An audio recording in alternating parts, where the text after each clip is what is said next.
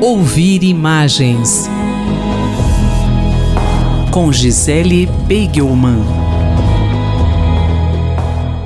Professora, foi anunciado o fim do Google Plus. Qual a importância desse acontecimento? Leila, o anunciado fim do Google Plus é um alerta, na verdade é mais um alerta sobre a vulnerabilidade das nossas memórias compartilhadas nas redes. É inegável que nós vivemos um paradoxal estado de esquecimento coletivo mediado pela cultura de overdocumentação que as redes sociais impulsionam. Eu explico melhor. Por um lado, todo o sistema de competição por likes nas redes deve muito ao registro quase compulsivo, diga-se, de nossas atividades no Facebook, no Instagram e em outras redes sociais. Nós estamos vivendo realmente sob a lógica do posto, logo existo. Por outro lado, a arquitetura de informação dessas redes, que não é desenhada para buscas retrospectivas, mas apenas para buscas contextuais, você pode, por exemplo, buscar pessoas que estão próximas ao lugar onde você está, mas não consegue recuperar facilmente informações sobre acontecimentos passados, discussões sobre um tema específico que você tem acompanhado no Facebook. Tudo isso corrobora aí para essa lógica de uma cultura do esquecimento. O Google Plus foi e ainda é, até abril de 2020 ele ainda está operando, mas foi um dos empreendimentos mais mal sucedidos da Google, hoje Alphabet. Lançado como uma hipotética rede concorrente ao Facebook, o Google Plus nunca decolou. De qualquer forma, ao sair do ar, vai levar consigo as correspondências, as fotos e os dados dos seus cerca aí de 500 mil usuários, que é um número bastante inexpressivo se nós pensarmos, por exemplo, em comparação ao Facebook, com seus mais de 2 bilhões de usuários mensais.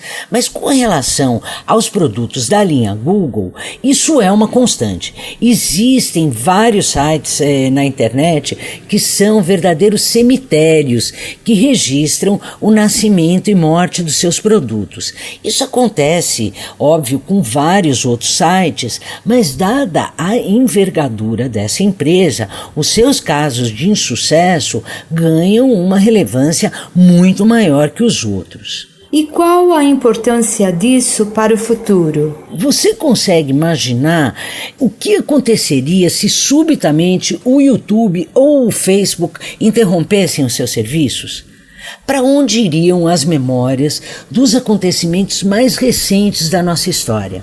Afinal, não é mais possível desarticular as histórias das últimas eleições no Brasil e no mundo todo, dos movimentos sociais, dos enfrentamentos políticos. Não dá mais para desarticular esses acontecimentos todos do que acontece nos territórios informacionais do Twitter, do Facebook, do Instagram. Como é que nós vamos contar essas histórias se nós não temos o direito de acessar os seus arquivos e nem qualquer garantia de que eles se manterão quando deixarem de ser um nicho de marketing relevante? Isso nos mostra que é cada vez mais urgente colocar na pauta das nossas discussões sobre a preservação da memória do século XXI a demanda por algum código ético sobre o acesso aos dados e aos documentos de toda sorte que nós despejamos nas redes sociais cotidianamente.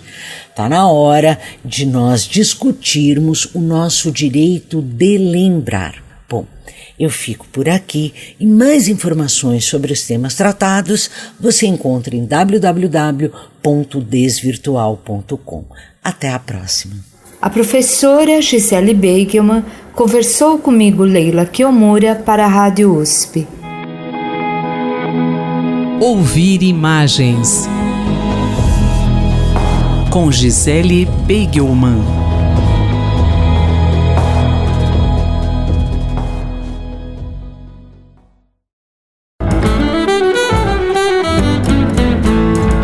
Economia, por Gilson Schwartz. Professor Gilson, qual o tema da coluna desta semana? Nosso tema essa semana é a viagem do presidente Bolsonaro à China. Pois é, mais uma vez o presidente volta atrás, é obrigado a mudar o discurso. Ele que tinha falado bastante mal da China, dizendo que os chineses queriam comprar o Brasil, está aí agora muito pragmaticamente procurando atrair o interesse dos investidores chineses e no Oriente Médio, na Ásia, buscando parceiros, buscando abrir mais a economia brasileira para esses investimentos. O fato é que, especialmente no último ano, o volume do comércio, tanto exportações quanto importações entre Brasil e China, vem caindo. É o reflexo da própria guerra comercial entre Estados Unidos e China e também do fato de que a economia mundial encontra enormes dificuldades para recuperar o crescimento. A balança comercial entre Brasil e China é outro exemplo de um problema grande que tem sido difícil de resolver.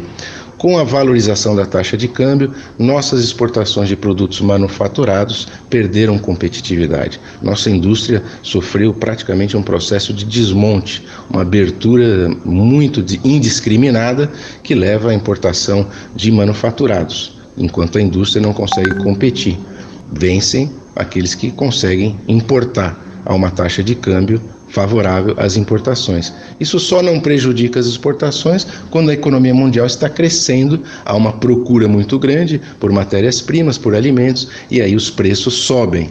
O Brasil navegou, alguns dizem surfou essa onda, ou esse boom de aumento de preços nas commodities durante o governo Lula. Quando acabou esse boom, vieram todos os problemas. E nesse momento, o comércio entre Brasil e China, que é o maior parceiro comercial do Brasil, esse comércio reflete essa assimetria. O Brasil exporta soja, está concentrado em matérias-primas, e a China exporta produtos manufaturados, o que acaba reforçando a nossa dependência. Há uma questão também dos investimentos estrangeiros. Muita gente acredita que com a recessão brasileira, a única saída é aumentar a atratividade do país para o investidor estrangeiro. Mesmo porque, como é que nós vamos recuperar o crescimento se há um teto de gastos e o governo está muito restrito na sua capacidade de estimular o consumo e de estimular o crédito doméstico? A saída, portanto, pragmaticamente, é atrair investidores estrangeiros. Professor, teve algum tema que ficou fora da agenda do governo do presidente Jair Bolsonaro? Um tema que ficou fora da agenda dessa visita é o Banco dos BRICS. Onde é que foi parar o Banco dos BRICS? Esse é um projeto que envolvia uma negociação de alto nível entre o governo brasileiro, da China, da Rússia, claramente uma opção por uma ação de maior intervenção, de maior protagonismo do Estado e dos bancos estatais na promoção do desenvolvimento. Esse tema não está na agenda. Parece, inclusive com a sinalização de que vai se facilitar a entrada de chineses no Brasil, parece que o governo realmente aposta todas as suas fichas numa internacionalização ainda maior da economia brasileira. Fala-se, inclusive, em acabar com o Mercosul. Os especialistas continuam alertando. Não basta desmontar a política econômica anterior para gerar um quadro de otimismo. Haja vista que nós estamos agora, depois da reforma da Previdência, constatando que a economia de recursos foi muito menor do que esperada e a reação dos investidores não é nem um pouco otimista. Por enquanto, continuamos em compasso de espera. Uma situação política doméstica preocupante e um comércio internacional, mesmo com a China, que perde volume, que perde intensidade, e enquanto a economia mundial não recuperar o seu crescimento, não adianta apostar que a saída do Brasil é voltar a ser uma grande exportadora de produtos agrícolas. Semana que vem voltamos comentando as tendências da economia, da política e da tecnologia no Brasil e no mundo. Eu sou Sandra Capomatto e você ouviu o professor Gilson Schwartz. Economia, por Gilson Schwartz.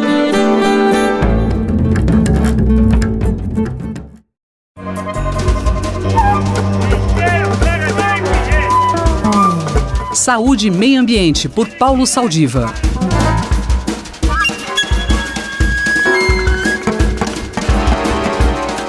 O assunto de hoje é o vazamento de óleo que está atingindo o litoral do Nordeste. Bom dia, professor Saldiva. Olá, Cinderela. Olá, ouvintes da Rádio USP.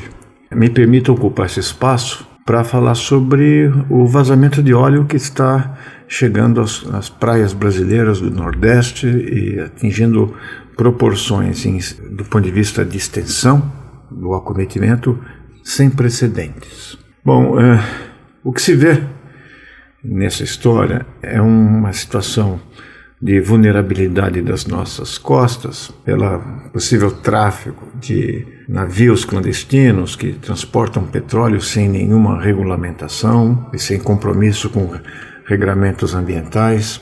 Há quem diga, por exemplo, que se trata de possível vazamento de algum dos remanescentes dos navios afundados na costa brasileira nos meses que precederam a nossa entrada na Segunda Guerra Mundial. Mas qualquer que seja a causa, que não sabemos, as consequências todos nós sabemos.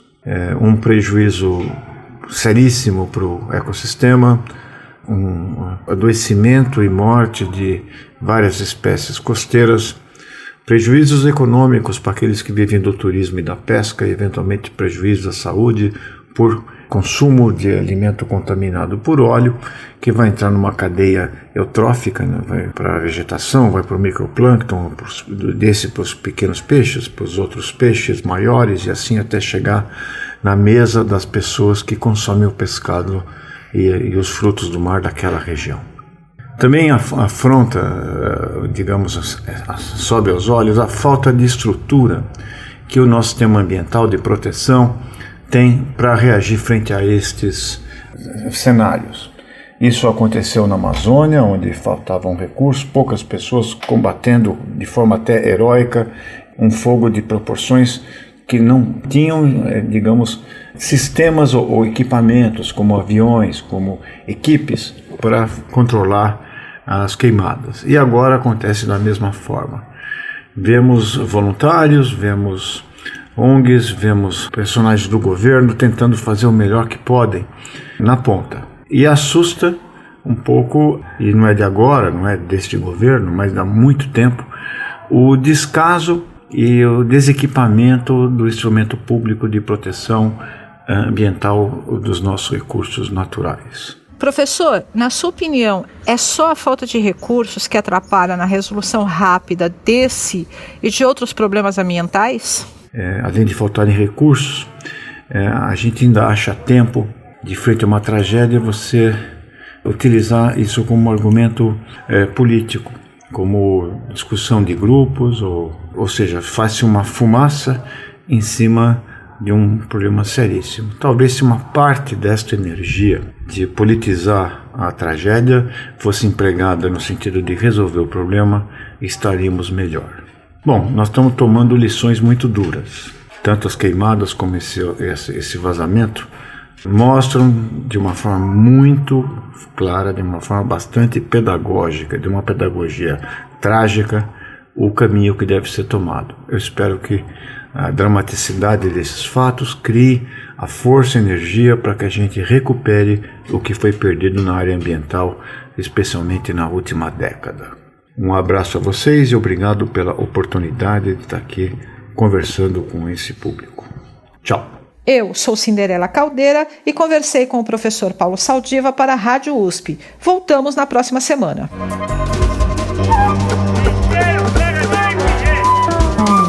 Saúde e Meio Ambiente, por Paulo Saldiva.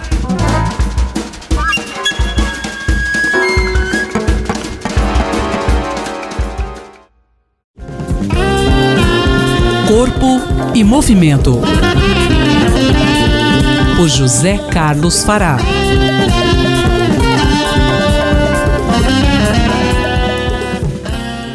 Atividades aeróbicas podem ser um aliado ao tratamento das varizes, porque aumenta a circulação sanguínea do corpo e dos membros inferiores.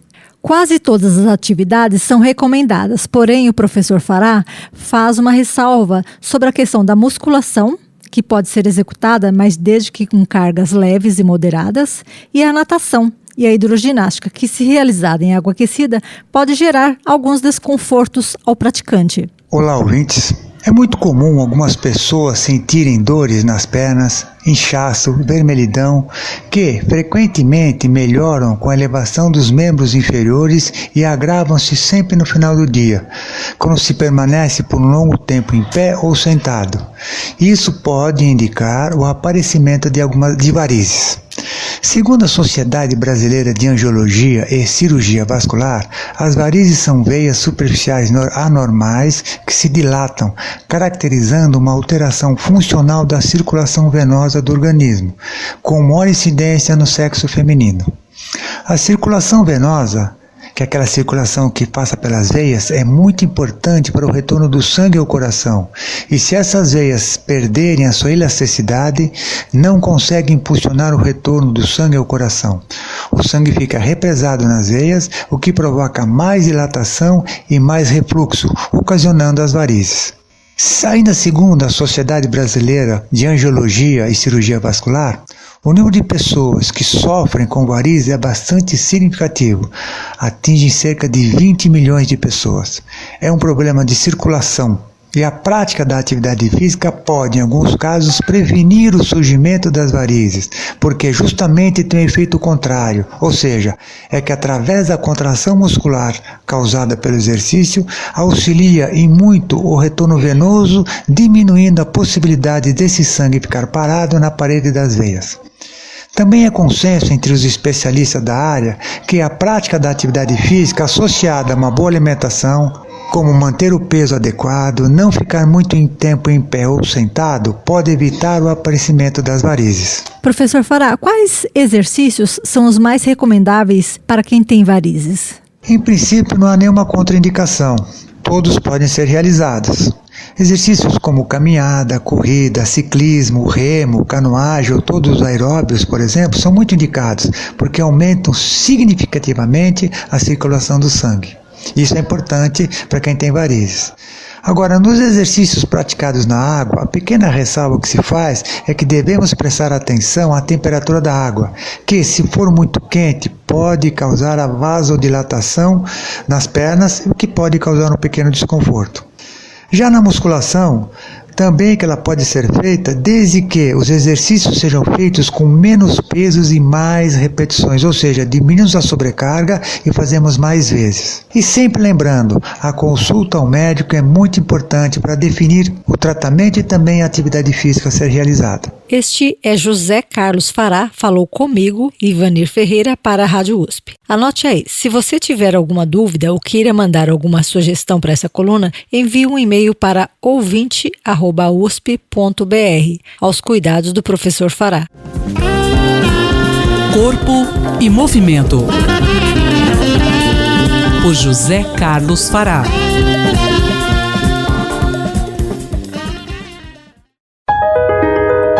Observatório da Inovação, com Glauco Arbix. Bom dia, professor Glauco. A França trabalha num plano de inteligência artificial com um investimento de 1,5 bilhão de euros. E o objetivo é transformar o país em um dos líderes mundiais em pesquisa e inovação. Como está a evolução dos trabalhos nessa área, professor? Bom dia, ouvintes da Rádio USP. Bom dia, Cinderela. Estou aqui falando com vocês de Paris. Estou procurando acompanhar a evolução do Plano Estratégico de Inteligência Artificial que o governo francês lançou no ano passado. O presidente Macron anunciou um plano muito ambicioso de mais de $1,5 bilhão até 2022, cuja palavra-chave é a palavra integração. Integração porque eles investem em supercomputadores, investem muito na formação de gente, profissionais qualificados, e investem na construção de novos departamentos nas universidades francesas. São 40 novos departamentos nas universidades públicas francesas dedicadas exatamente à inteligência artificial, e fundamentalmente eles vão construir, já estão construindo, via uma chamada pública, 4 novos institutos chamados 3A, ou seja, 3IA, são institutos, esses 3IA significam Institutos Interdisciplinares de Inteligência Artificial, daí o nome 3IA, E 4 cidades já estão a todo vapor construindo os seus centros, são centros voltados para trabalhar em conjunto com as empresas, mas fazem também pesquisa básica, ou seja, básica e aplicada, exatamente para fazer avançar a inteligência artificial. As cidades que ganharam a concorrência foram as cidades de Nice, que vai ter como foco a saúde e o desenvolvimento regional, a cidade de Paris, cujo foco é a saúde, os transportes e o meio ambiente, Toulouse, cujo foco é transportes, o meio ambiente e saúde, e Nice, que também tem o foco em saúde e energia, juntamente com Grenoble. Professor, e esses institutos já estão funcionando?